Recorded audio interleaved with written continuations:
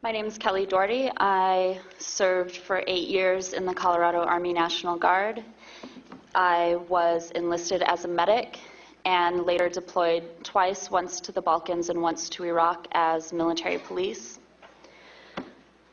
When my unit, the 220th Military Police Company from the Colorado Army National Guard, got orders to deploy to Iraq, I was actually serving in a headquarters detachment as a medic and was involuntarily transferred to the military police company to be deployed to first Kuwait and then later to Iraq as a military police sergeant.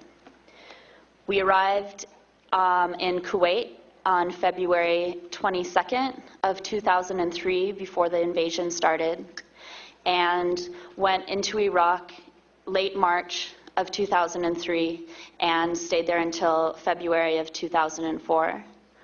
During the time that I was in Iraq, our unit did primarily 2 different missions. One was convoy escort and the other was patrols.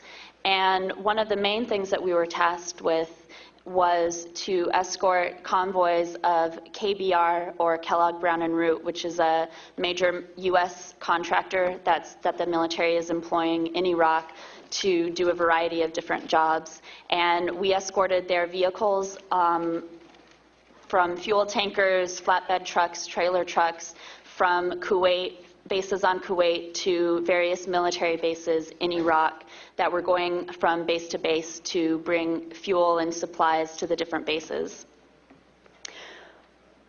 We initially were patrolling in southern Iraq, south of Talil Air Base, which is where we were stationed, which is by the city of Nasiriyah. And we had several months in the summer of 2003 where that was our main patrol area. But then later in the summer, late August or early September of 2003, our patrol route changed and became much more just doing patrols and not doing as many convoy escorts north of where we were. And when we started moving more towards that mission, one of the things we started seeing a lot more of were problems with the KBR trucks, that they would break down a lot, they would get in accidents a lot. And so one of our main jobs as military police was to secure the vehicles from the Iraqi civilians so that they wouldn't loot them. And for us as military police, we're told when we get into Iraq and when we're getting on these convoy missions that these trucks, they're a U.S. asset, they're something that needs to be protected with force, deadly force if necessary, because it's a strategic asset to our military presence in the country. So when these vehicles would break down, initially when we would escort the convoys in southern Iraq and they would break down, a lot of times it was not a very populated area. It was pretty remote and sparse. So we would let the drivers try to fix the vehicles if they could. Sometimes they were able to after a lot of waiting around. But then when we started patrolling further north, it became much more densely populated. There were a lot of villages. Basically, once you went north of Nasiriyah on a highway that was called MSR Jackson, which there are 2 main supply routes that the U.S. military uses in southern Iraq, and the first is called MSR Tampa, or Highway 1. And that's a large highway in the south. But as you go north, many convoys were rerouted to MSR Jackson, which is much smaller. It's a 2-lane road that goes through a lot of villages, a lot of cities, pretty much all the way up to Diwania, which is south of Baghdad, was where all of these convoys would drive on MSR Jackson, and where we were tasked to patrol and to guard the convoys if they would break down or get stuck in the mud or have a traffic accident. And what we did repeatedly, and it got to be pretty much on a daily basis when we were on patrols in that sector, when a KBR truck would break down, the standard procedure for the convoy is that you don't stop the convoy because it has to keep going. There are a lot of people and vehicles around. If a whole convoy stops, this could be dozens of semi-trucks all driving slowly in a row, and when you stop, it creates a huge traffic problem and also makes a target out of everyone in those vehicles that are stopped. So when the truck would break down, a driver would jump out, get into another vehicle and go, and then leave the vehicle there, and we would get called out to guard it. And of course, these were populated areas, and there were a lot of Iraqi civilians who were living in abject poverty who would come and try to get things off of the vehicles and loot them, whether it was for the cargo that was on the vehicles. A lot of time they were fuel tankers, or the tires, or the doors, or pretty much strip the entire vehicles and use whatever they could, even if it was just scrap metal, to use or to sell. So we would go there to guard the vehicles.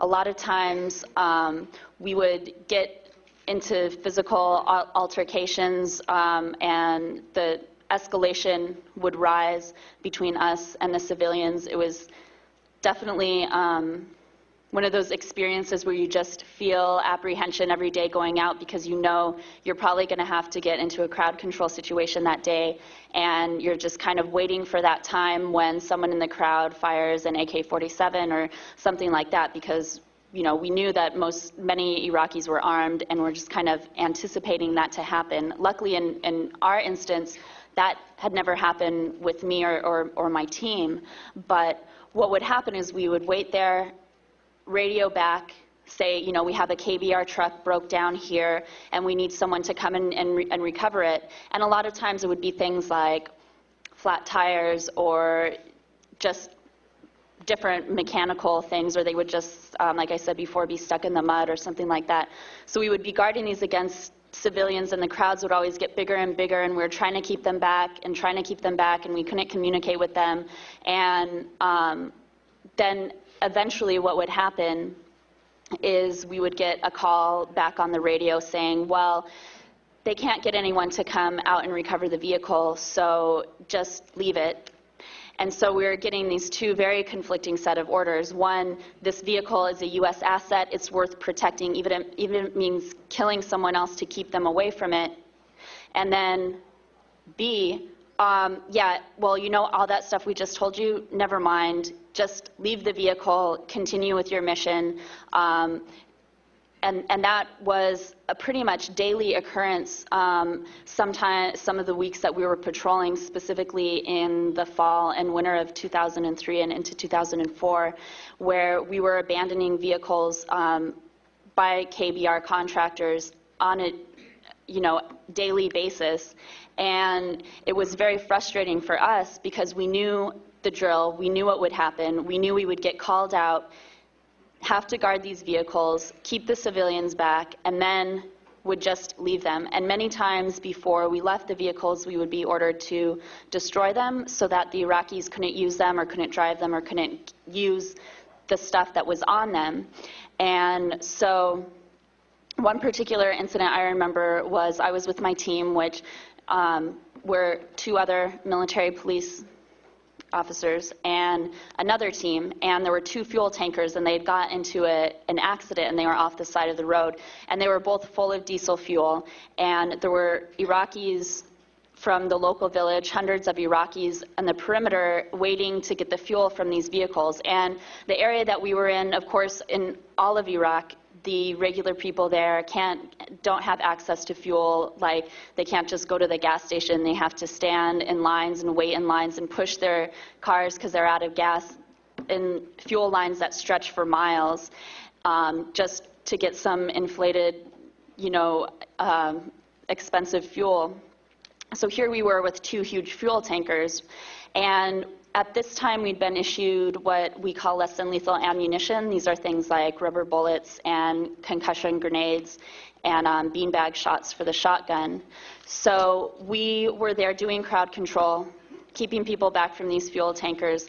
Escalations were the tension was really rising because we're all feeling very nervous because we were so outnumbered, and people kept trying to come forward, and then the other team, their gunner was firing pretty frequently and pretty indiscriminately with the beanbag shots with the shotgun into the crowd, which it sprays out all these little shot pellets, and I mean, I've never been shot with one, but from the reaction of the Iraqis getting shot with them, I assume that it hurt a lot. And also firing concussion grenades into the crowd to cause the people to disperse. And, you know, they're Iraqis of all ages. I mean, they're all men, but there are boys there too, and old men. And, you know, when we got issued the ammunition, we had to sign these statements saying that we understood that it was to be used in a similar situation as deadly force, because that it could kill someone if it was a young person or if it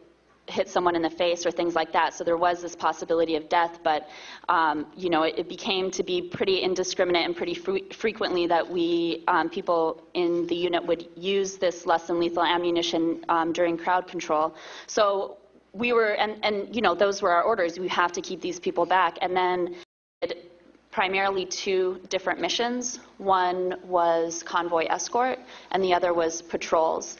And one of the main things that we were tasked with was to escort convoys of KBR, or Kellogg Brown and Root, which is a major U.S. contractor that the military is employing in Iraq, to Army National Guard.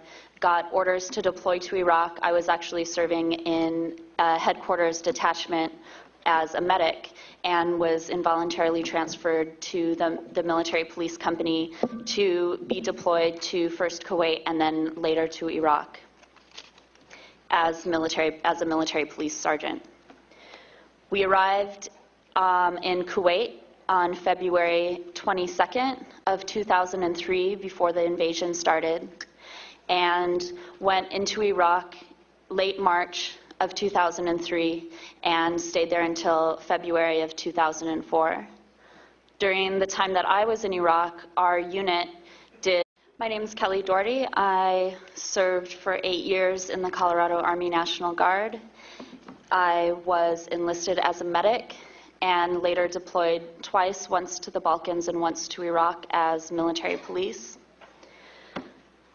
When my unit, the 220th Military Police Company from the Colorado, do a variety of different jobs, and we escorted their vehicles from fuel tankers, flatbed trucks, trailer trucks, from Kuwait, bases on Kuwait, to various military bases in Iraq that were going from base to base to bring fuel and supplies to the different bases.